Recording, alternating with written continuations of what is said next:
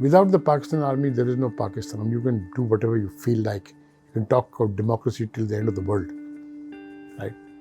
And I gave an example to somebody who posed this emotional question to me that we can do without the Pakistan army. I said, forget doing without Pakistan army for Pakistan. Just try and take the Rangers away from Karachi for one day. For one day. And let's see what happens to Karachi. I said, on a much larger scale, that's what's going to happen to Pakistan without the Pakistan army. And the Pakistan army, Pakistan is there because of the Pakistan army. And the Pakistan army is there for one reason, and one reason alone. The unity of command that the Chief of Army Staff represents. So there is no, he can be a good person, bad person, you may disagree with him. You cannot absolutely do anything to let us say, subjugate his authority in any way.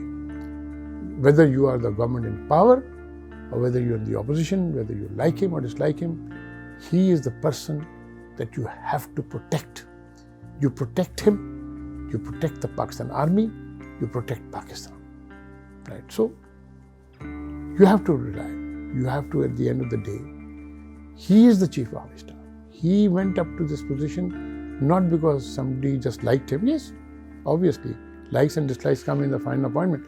But the point is, professionally, you cannot sort of try and undercut his abilities. He went through a lot of that thing to get up to this post. And he will be the best judge. But do not berate him, do not deride him at no cost. Because when you do that, you are undercutting his authority. And that is disastrous for Pakistan. You cannot do it.